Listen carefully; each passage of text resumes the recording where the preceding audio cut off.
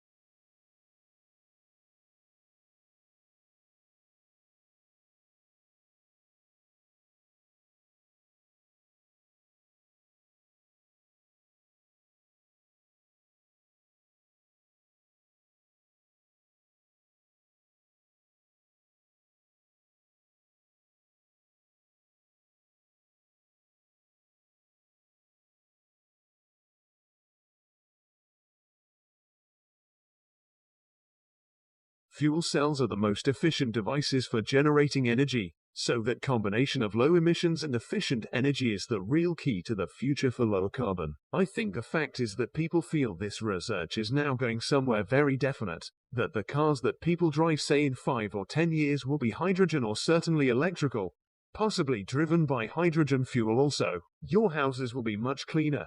They will have renewable fuels, again driven by fuel cells, and many of the things that we use as gadgets like computers, cameras, they will also have fuel cells.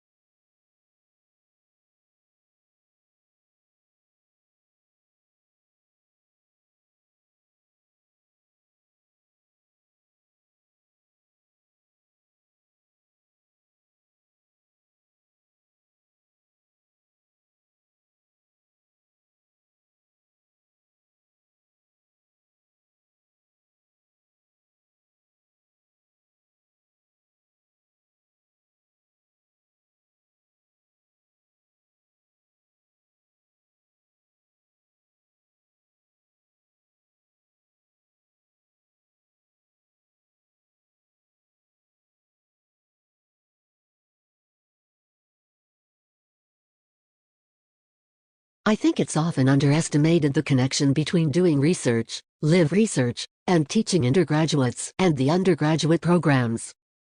Because, of course, if you're working at CERN on a frontier experiment, you come back to give a lecture, you're buzzing with activity of what's going on, your new results.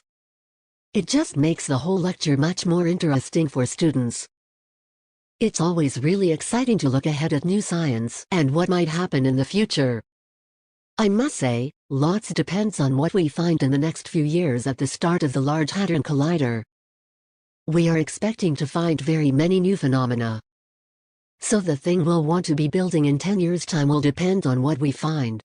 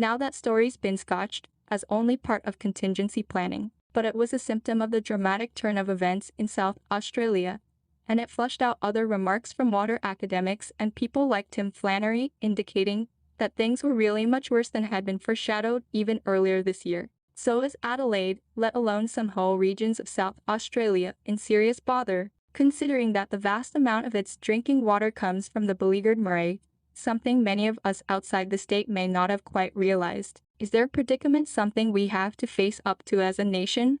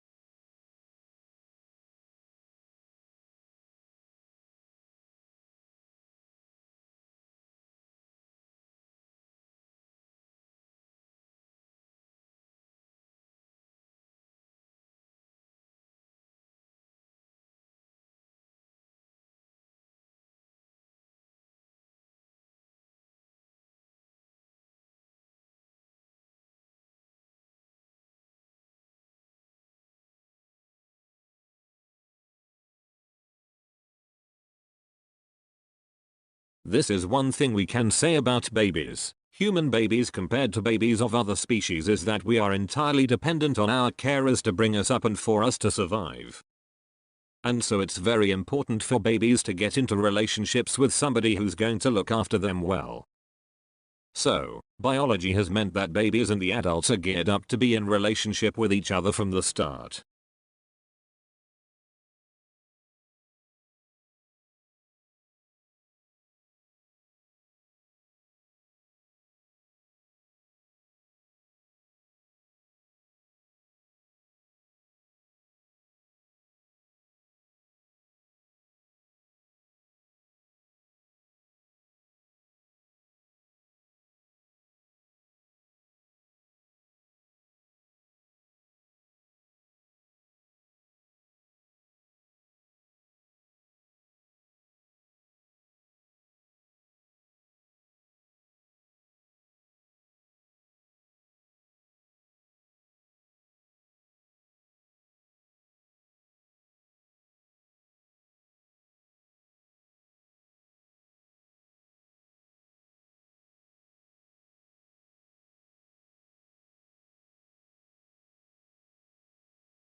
The question that most people want to ask at this point is, how do we speed up the transition?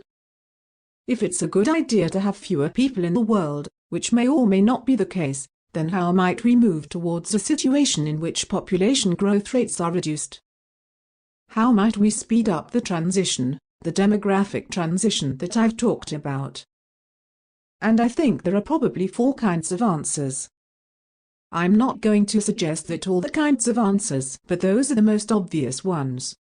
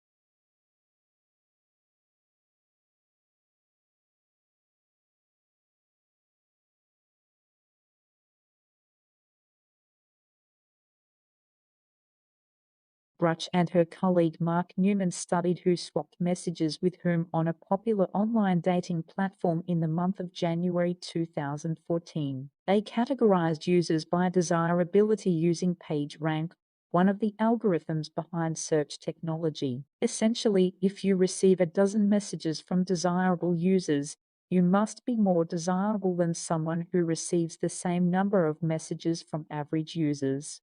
Then they asked, how far out of their league do online daters tend to go when pursuing a partner? I think people are optimistic realists. In other words, they found that both men and women tended to pursue mates just 25% more desirable than themselves. So they're being optimistic, but they're also taking into account their own relative position within this overall desirability hierarchy. All the graphs and charts are in the journal Science Advances, and the study did have a few more lessons for people on the market. I think one of the take-home messages from this study is that women could probably afford to be more aspirational in their mate pursuit.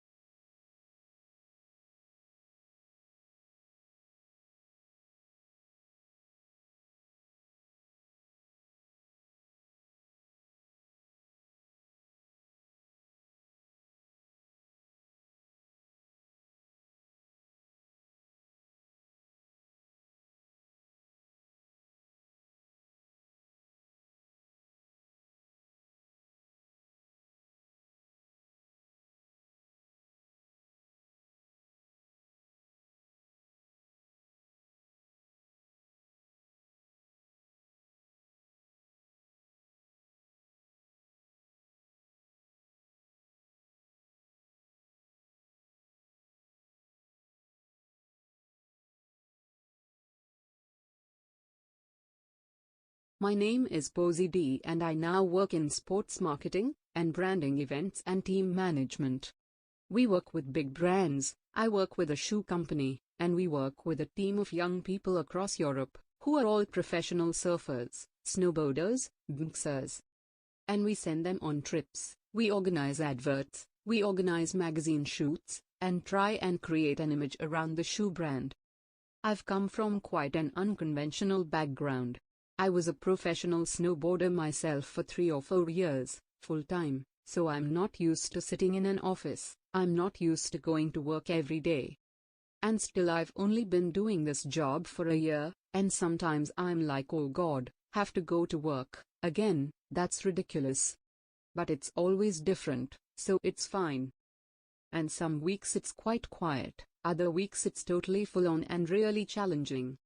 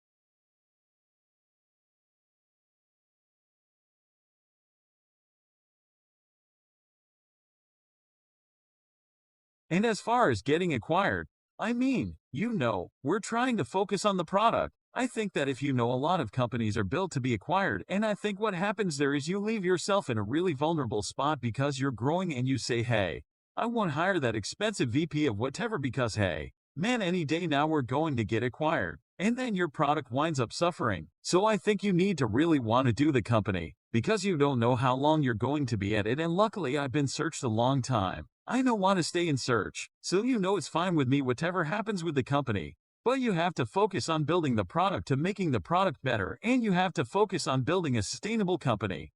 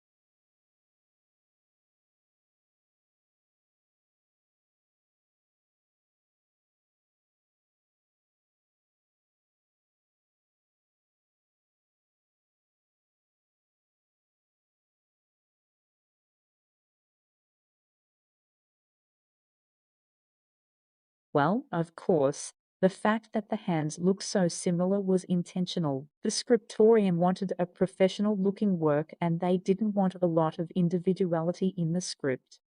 So, the primary objective of the original's writing in this manuscript was to make it look identical. As a matter of fact, because scribes are different people and they have different hand-eye coordination and different habits, they ended up producing something that was slightly different, which is not easy to tell to someone who hasn't been staring at the manuscript for a while.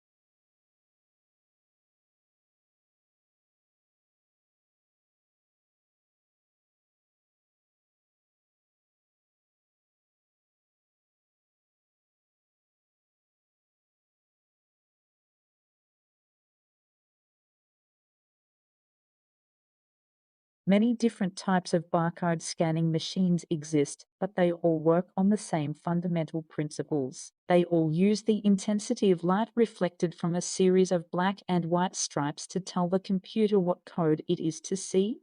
White stripes reflect light very well, while black stripes reflect hardly any lights at all. The barcode scanner shines light sequentially across the barcode, simultaneously detecting and recording a pattern of reflected and non-reflected light. The scanner then translates this pattern into an electrical signal that the computer can understand. All scanners must include computer software to interpret the barcode once it has been entered. This simple principle has transformed the way we are able to manipulate data and the way in which many businesses handled record keeping.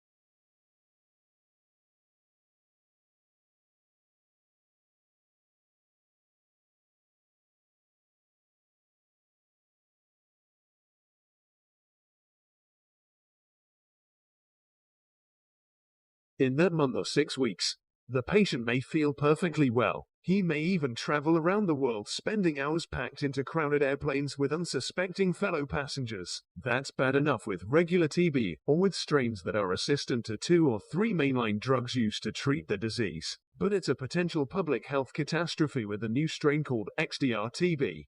For extensively drug-resistant tuberculosis, the strain is impervious to a wide array of first and second-line drugs. That's why 30% or more of its victims die. And that's why people like Lawrence Gostin are rethinking what public health authorities should do about people with suspected XDR-TB in the weeks before the diagnosis is in.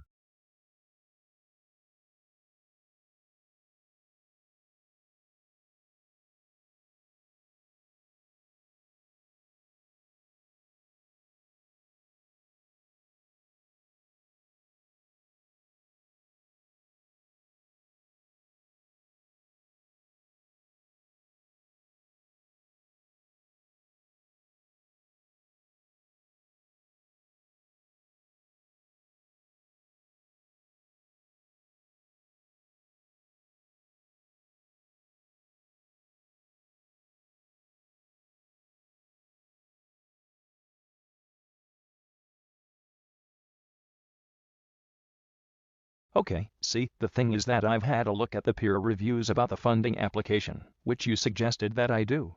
But what I found is that several reviewers are saying that there isn't actually sufficient focus on my topic. Right. I think that is actually the case, but I remember that the proposal is based around things that have already been done. And the fact that it's just one of a number of factors, and these affect health and safety. I think areas around of stress, they cover up much more ground. So I think if you're sort of upfront about it, and you say, look, I need a wider spectrum here, we could perhaps suggest something else to try and measure bullying in the workplace.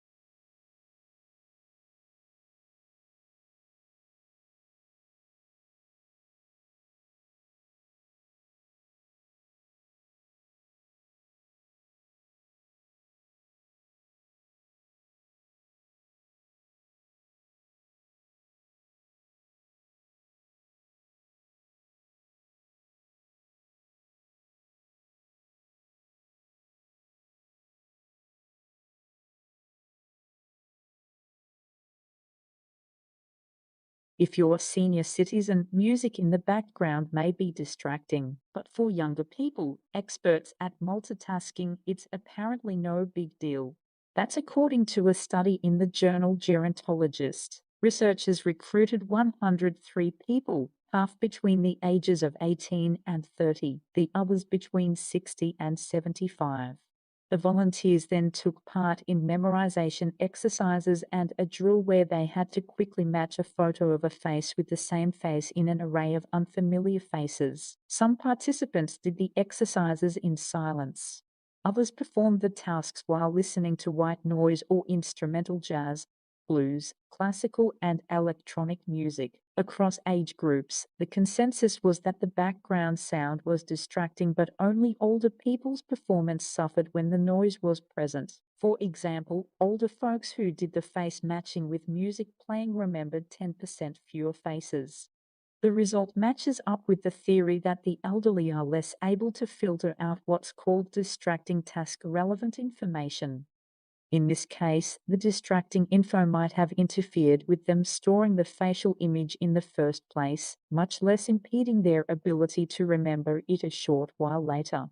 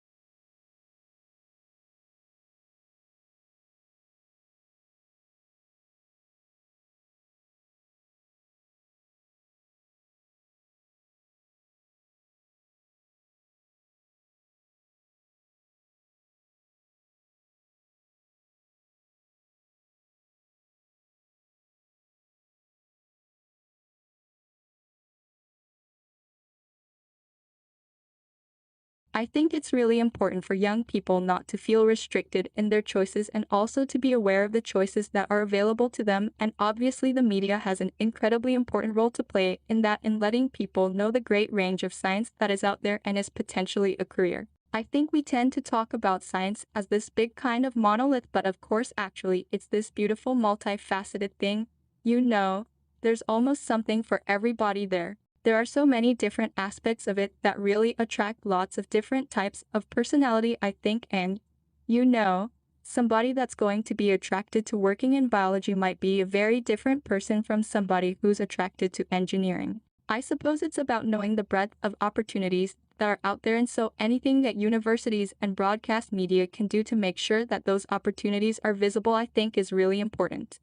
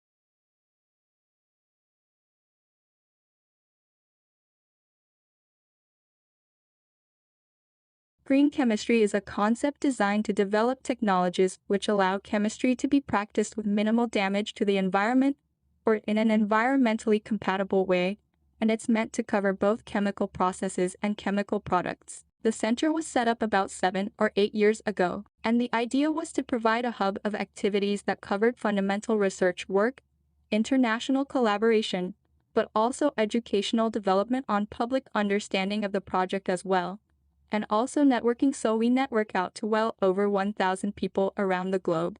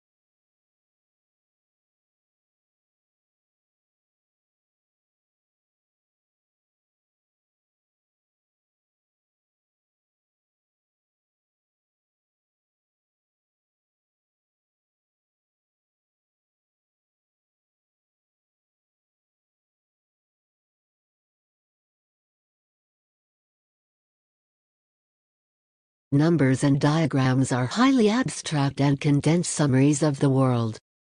They require a degree of mental effort to bridge the gap between them and the aspects of the real world they stand for. Approach them slowly and with care, allowing yourself time to get the feel of what you are looking at.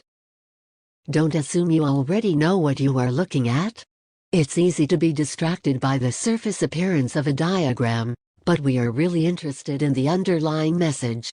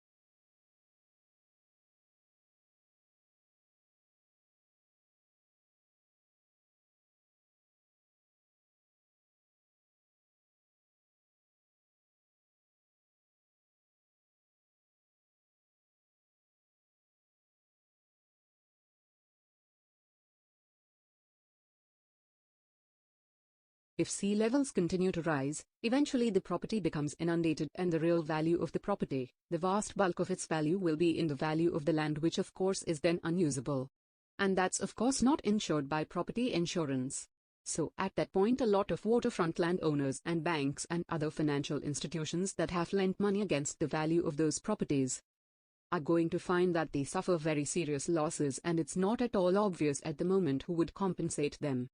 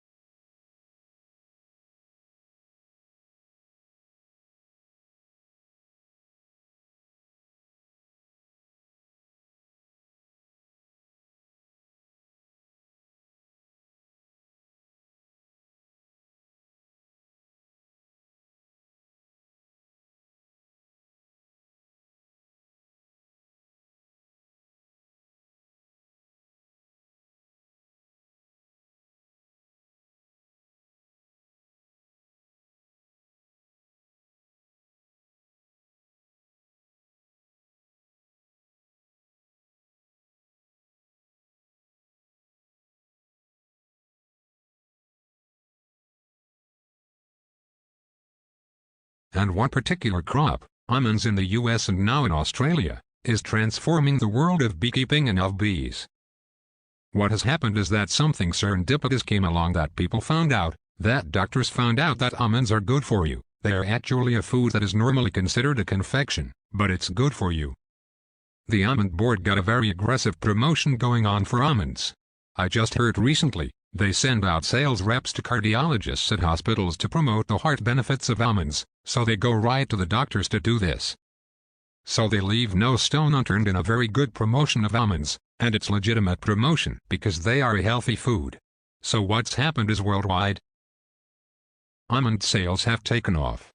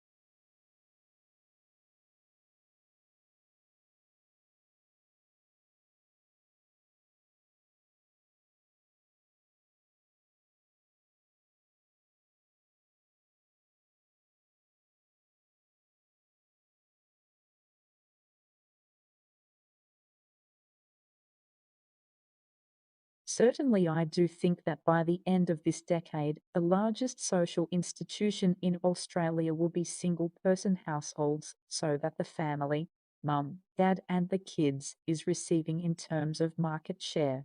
So less than 28% of households are now mum, dad, and the kids, whereas by the end of the decade you'll see that 29% of households are single-person households. Now the issue with single-person households is that people are looking for companionship, and as a consequence people living singly will include increasingly pets as their companions. So you could see in Australia, in the next decade, where the fur family, the pet family, actually becomes the dominant social institution in Australia, rather than the human family.